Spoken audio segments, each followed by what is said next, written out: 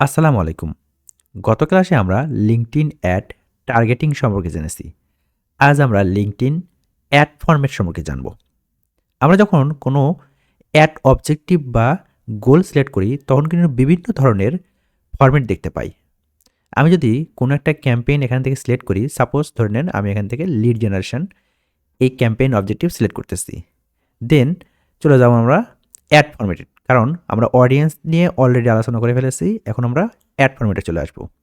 আমরা যখন লিড জেনারেশনে ক্লিক করলাম তখন দেখেন এখানে মোটামুটি 6 ধরনের আমরা অ্যাড ফরম্যাট পাচ্ছি। Single image, carousel image, video, message, conversion এবং ডকুমেন্টস।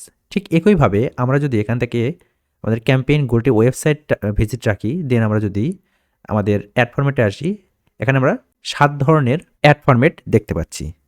এরকম প্রতিটি ক্যাম্পেইন গোলের জন্য আলাদা আলাদা অ্যাড ফরম্যাট রয়েছে। আমি যদি এঙ্গেজমেন্টে দিই তাহলে হয়তোবা এখানে দেখেন আমরা 7 ধরনের ক্যাম্পেইন অবজেক্টিভ দেখতে পাচ্ছি।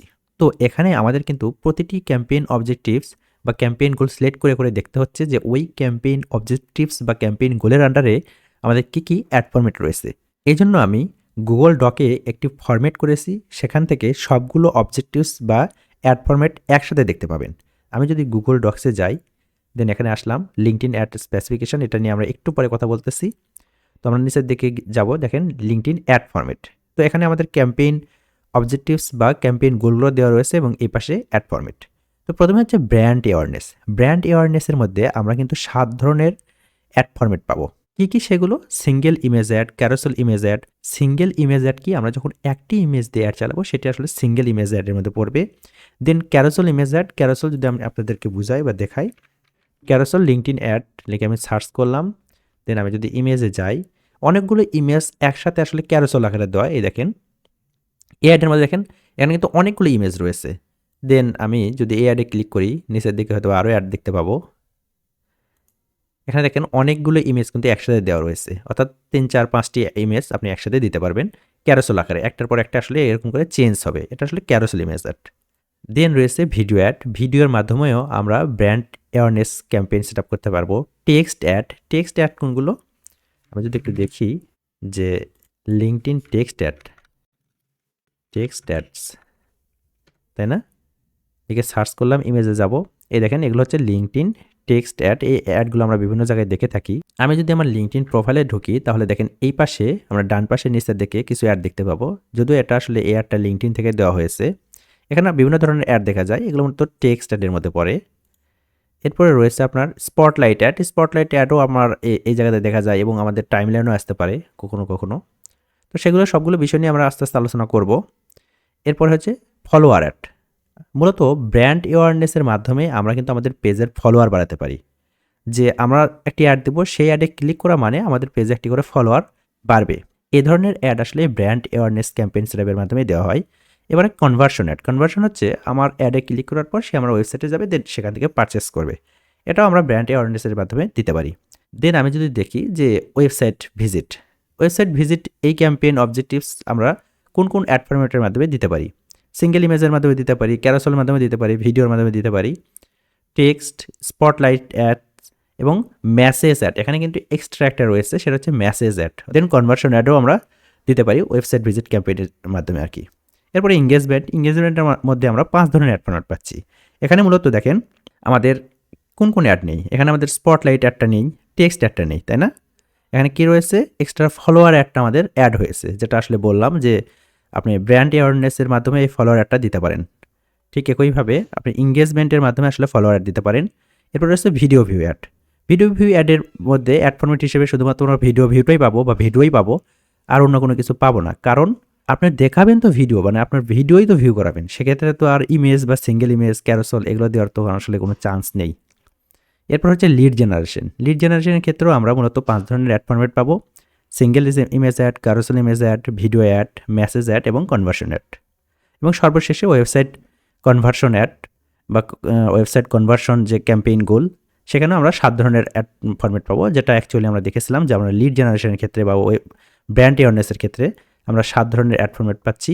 ঠিক একইভাবে আমরা কনভার্সনের ক্ষেত্রে আমরা 7 ধরনের অ্যাড ফরম্যাটই পাবো। বাট এখানে আমরা দেখেছিলাম যে আমাদের এঙ্গেজমেন্টের মধ্যে আমাদের কী ছিল?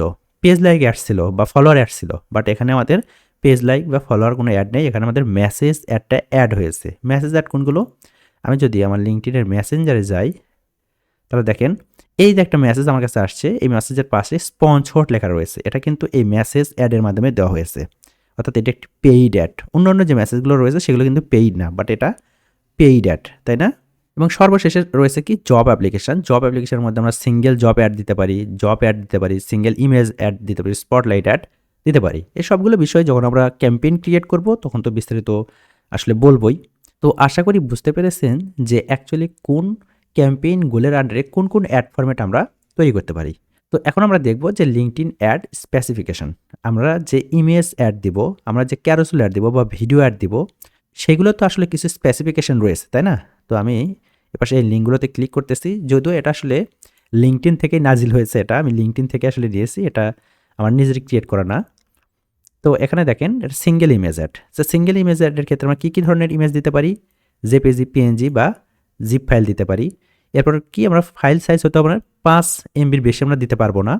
ইমেজ সাইজ কীরকম হবে সব এখানে দেওয়া রয়েছে। ইমেজ অ্যাসপেক্ট রেশিও কেমন হবে, দেন সবগুলো বিষয় কিন্তু এখানে দেওয়া রয়েছে। রেকমেন্ড করতেছে অ্যাসপেক্ট রেশিও কত, 2430 বাই 4320 এরকম পিক্সেলের আর কি ম্যাক্সিমাম, আর মিনিমাম 360 থেকে 640 পিক্সেল আমরা দিতে পারবো। তো যখন আমরা অ্যাড ক্রিয়েট করব তখন আমরা এই সাইজগুলো দেখে দেখে আসলে অ্যাড তৈরি করব। ঠিক একইভাবে ক্যারোসেল ইমেজের ক্ষেত্রে যে আপনার কয়টি ক্যারোসেল অ্যাড দিতে পারবেন বা কয়টি ইমেজ একসাথে দিতে পারবেন বা সেটার আসলে সাইজ কেমন হবে সেগুলো আপনি এই ক্যারোসেল ইমেজ থেকে দেখতে পারেন।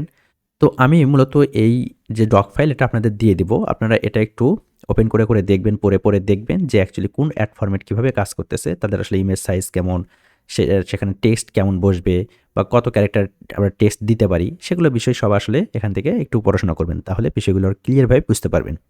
এরপর হচ্ছে ভিডিও অ্যাড। ঠিক একইভাবে ইমেজ যেটা দেখলাম যে ভিডিওর ক্ষেত্রে আসলে কিছু স্পেসিফিকেশন রয়েছে, যেরকম ভিডিওর হাইট হতে হবে মিনিমাম 360 পিক্সেল এবং ম্যাক্সিমাম 1920 পিক্সেল হতে পারবে। ওয়াইড ঠিক এরকম 360 1920 দিতে পারেন। এসপেক্ট রেশিও কেমন 9:16 দিতে পারেন অথবা 16:9 দিতে পারেন। তো এখানে ইন ডিটেলস লেখা রয়েছে। ঠিক একইভাবে টেক্সট অ্যাড, কনভার্সন অ্যাড এগুলো সবগুলো আমি আর বিষয় আপনাদের দেখাচ্ছি না, আপনারা অবশ্যই এটা ওপেন করে করে দেখবেন। আমি এখান থেকে চলে যাবো একদম অ্যাডভার্টাইজিং গাইডলাইনে। তো আমি যদি অ্যাডভার্টাইজিং গাইডলাইনের উপর ক্লিক করে দিই, এখন আমরা মূলত এই অ্যাডভার্টাইজিং গাইডলাইন থেকে মূলত প্রাইভেসি পলিসি নিয়ে কথা বলবো। এটা অনেকেই আলোচনা করে না, বাট অ্যাড ক্রিয়েট করার আগে এটা নিয়ে আগে আপনাদের আলোচনা করা উচিত। কারণ যে কোনো জিনিস শেখার আগে বা কোনো কাজ করার আগে সেটার কী কী পলিসি আছে সেটা আগে আমাদের জানা উচিত। যেমন আপনার অনেক পুরনো একটি অ্যাড অ্যাকাউন্ট, সেখানে অনেক ডাটা রয়েছে, কোনো একটা পলিসি ব্রেক করার কারণে আপনার অ্যাড অ্যাকাউন্ট রেস্ট্রিক্টেড হয়ে গেল, তখন কি করবেন? দেখেন অ্যাড চালানো খুব একটা কঠিন কাজ না বা বড় কোনো বিষয় নয়, কিন্তু সেটা প্রপারভাবে মেইনটেইন করাই হচ্ছে বড় বিষয়।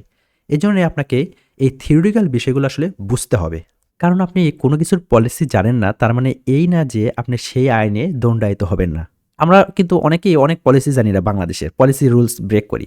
তো এখন পলিসি রুলসের কারণে আপনার কাছে যদি আসলে পুলিশ ধরে যে বলে যে আপনি পলিসি ব্রেক করেছেন বা আইন বহির্ভূত কাজ করেছেন, তখন কি আপনি বলবেন যে এটা তো আমি জানি না আইন বহির্ভূত কাজ? বলার সাথে সাথে কি আপনাকে পুলিশ ছেড়ে দিবে? দিবে না। তো সব বিষয়ের আসলে কিছু পলিসি রয়েছে, সেগুলো আমরা আসলে কোনোভাবেই ব্রেক করতে পারবো না। তো এখান থেকে আমরা লিঙ্কডইন অ্যাড পলিসিতে চলে যাই। তো লিঙ্কডইন অ্যাড পলিসি অ্যাকচুয়ালি কী? দেখেন এখানে অ্যাকচুয়ালি ইন ডিটেলস লেখা রয়েছে যে আমরা কী ধরনের অ্যাড দিতে পারবো, কী ধরনের অ্যাড দিতে পারবো না, আমরা কি করতে পারি বা লিঙ্কডইন দ্বারা কাদের টার্গেট করা যায়, তাদের কাদের টার্গেট করা যাবে না, কাদের অ্যাড দেওয়া যাবে, এই ডিটেলস লেখা রয়েছে। এই সবগুলো বিষয় হয়তো আমি এখানে আলোচনা করতে পারবো না। তো প্রথমে ওভারভিউ রয়েছে, দেন এখানে এগুলো আপনারা পড়ে নেবেন।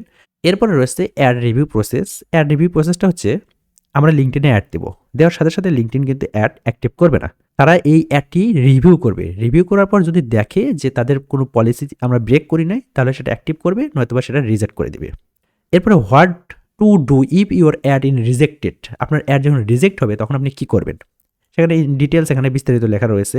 তার আগে জানতে হবে যে কেন আমাদের অ্যাডগুলো রিজেক্ট হয়। প্রোহিবিটেড কন্টেন্টের কারণে আমাদের অ্যাড রিজেক্ট হতে পারে, সেখানে থাকতে পারে কি ইলিগাল প্রোডাক্ট থাকতে পারে, ইলিগাল প্রোডাক্ট অ্যান্ড সার্ভিসের কারণে আমাদের অ্যাড কিন্তু রিজেক্ট হতে পারে, ফ্রড অ্যান্ড ডিসেপশনের কারণে আমাদের অ্যাড রিজেক্ট হতে পারে, এরপরে ট্রেডমার্ক ইনফ্রিগমেন্টের কারণে আমাদের অ্যাড রিজেক্ট হতে পারে। যেরকম আপনি এমন একটা অ্যাড দিলেন যে অ্যাডের মধ্যে আসলে লিঙ্কডইনের লোগো আপনি ইউজ করে ফেলছেন, সেক্ষেত্রে তো আপনি আসলে রেস্ট্রিক্টেড খাবেন। কপিরাইট কন্টেন্টের কারণে আপনার অ্যাড রিজেক্ট হতে পারে। ফেক ডকুমেন্টের কারণে আপনার অ্যাড রিজেক্ট হতে পারে। টোবাকো প্রোডাক্টের অ্যাড আমরা কিন্তু চালাতে পারবো না লিঙ্কডইনে। সো এরকম অনেক বিষয় রয়েছে, অ্যাডাল্ট কনটেন্ট রয়েছে, যেগুলো আসলে আমাদের সবগুলো বিষয় এখানে আসলে পড়তে হবে, পড়ে দেখতে হবে যে কোন বিষয়ের আমরা অ্যাড চালাতে পারবো, কোন বিষয়ের অ্যাড চালাতে পারবো না। যেগুলো চালাতে পারবো না সেগুলো আমরা চালাবো না। আর যেগুলো বিষয়ে অ্যাড চালাতে কোনো প্রবলেম হবে না সেগুলো অবশ্যই আমরা চালাবো, তাই না? তো সবগুলো বিষয় আসলে আপনারা একটু পড়ে দেখবেন যে অ্যাকচুয়ালি লিঙ্কডইন অ্যাড পলিসিতে কি জিনিস রয়েছে। আপনারা সবগুলো বিষয় পড়লেই বুঝতে পারবেন যে অ্যাকচুয়ালি আপনার কী করা উচিত আর কী করা উচিত না। তো এই ভিডিওটি মূলত আমি এখানেই শেষ করব। দেখা হবে আর পরবর্তী ভিডিওতে, এবং পরবর্তী ভিডিও থেকে আমরা চলে যাব অ্যাড ক্রিয়েশনে।